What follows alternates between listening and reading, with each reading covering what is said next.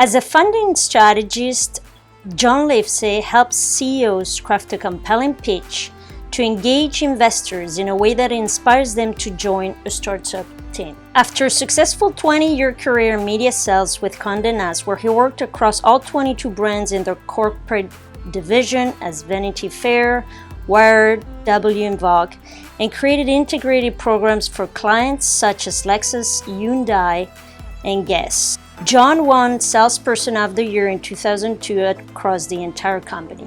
John's book, The 7 Most Powerful Selling Secrets, applies metaphysical concepts to selling situations and has been translated into Spanish and Russian. John has a BS in advertising from the University of Illinois. I'd like to know how, as a funding strategist, you help CEOs create a compelling pitch and find investors. Well, that's a great question, because a lot of times only 1% of any pitch to an investor gets funded.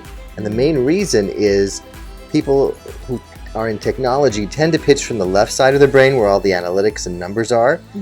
And selling occurs on the right side of our brains, where our emotion and storytelling is. So the first thing I do is I find out what an investor's story is about themselves, as well as the product that they're selling, because you have to paint a picture for investors so that they get inspired to want to invest in you and then your idea. Most investors make the mistake of talking about their idea and don't realize that investors invest in the jockey, not the horse. So they really are investing in you, and then if your idea happens to change, that's fine. My next question is about your podcast, The Successful Pitch. Tell us one or two success stories with your clients. And also, I'm very interested in knowing a little more about the 5 C's. Great. Well, the podcast I love doing, because what I do is on my podcast, The Successful Pitch, which is free on iTunes, you can download and listen to it when you want. And you can be doing other things. So you can be working out, you can be driving in your car. You don't have to read it or watch a video. So people really love to get the information that way through a podcast. And what I do is I have 2 kinds of guests. The 2 kinds of people I like to interview on my podcast are investors who share their criteria on which founder they fund, and the other is startups who have been successful in getting funded and share how they did it. Ideally, I can find someone who's had both experiences, such as Eva Ho, who is the partner at Sousa Ventures. It's a venture capital firm in Santa Monica. Before she became an investor, she worked for a small company of 50 people that got bought by Google 10 years ago. And all 50 of those people got flown to Google the next day after Google bought them, and it totally changed their lives. And I said, wow, that's an amazing American dream story. And she said, well, when you consider that I'm a refugee from China, it really takes on new meaning. The other person I interviewed on my podcast is Andrew Metal, who said, I don't think one mistake should stop you from dreaming. And I said, I agree. What was your mistake? He said, 10 years ago I got into a fight in Vegas and was put into prison for 2 years. And during those 2 years, I read 190 books on investing.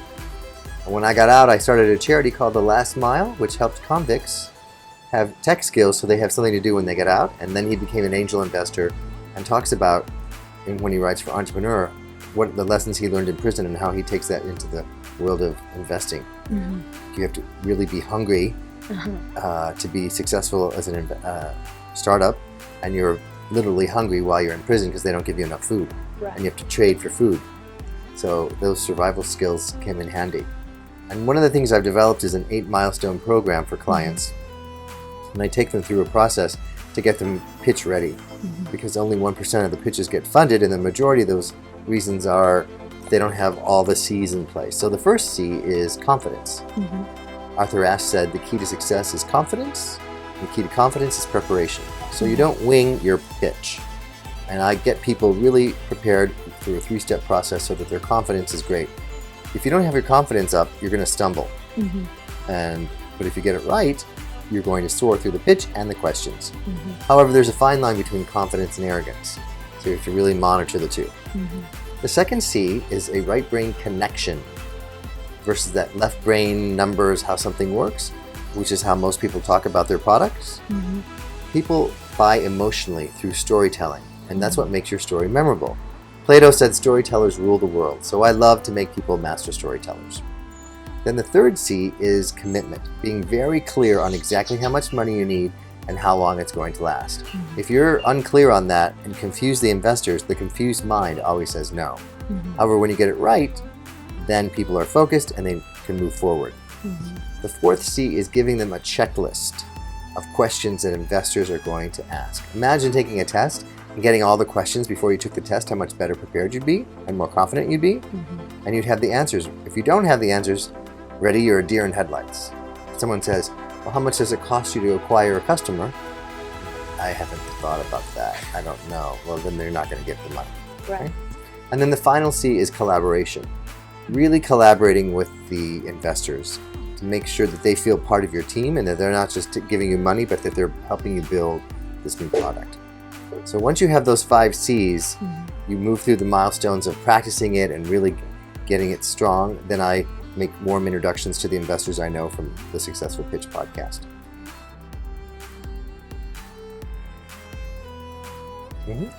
My next question, John, is how can someone create the money they need to be successful? Well, creating money really requires overcoming the 3 faces of fear. The first face of fear is the fear of rejection. If you're afraid to ask for an investor to help you, or you're afraid to ask customers to buy your product, you're never going to have money coming in. So you have to get over being rejected and worrying about being rejected. Howard Schultz got rejected many times trying to get investors to invest in Starbucks, and he kept doing it. And you have to invest in yourself. The second fear is the fear of failure. What if I do all this and it doesn't work? Well, in the startup world, they tell people fail fast and fail often.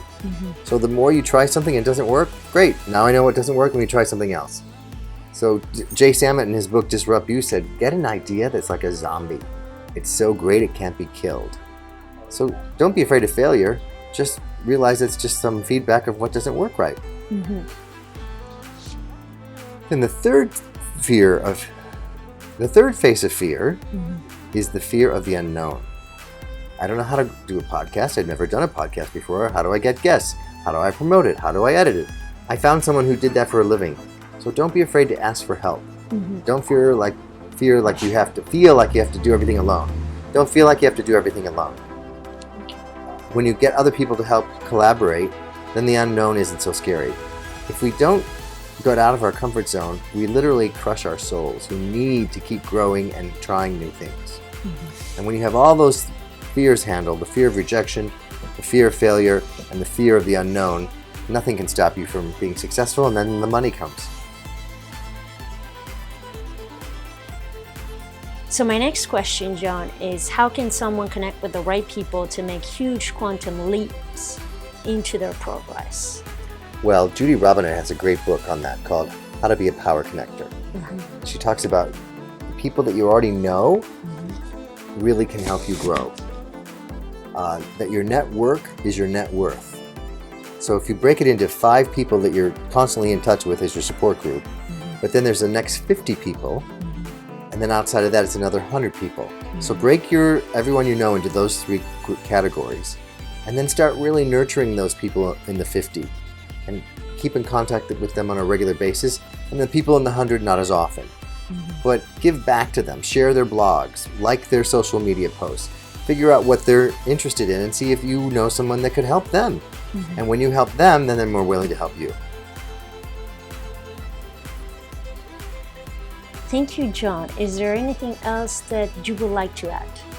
Just don't give up on your dreams, because the world needs what you have to offer. And everyone is looking for solutions to problems, and sometimes they don't even know they have a problem, but when you come up with a solution, they love it. And so when you are here to make a difference and help other people, then you will stay motivated through all the ups and downs.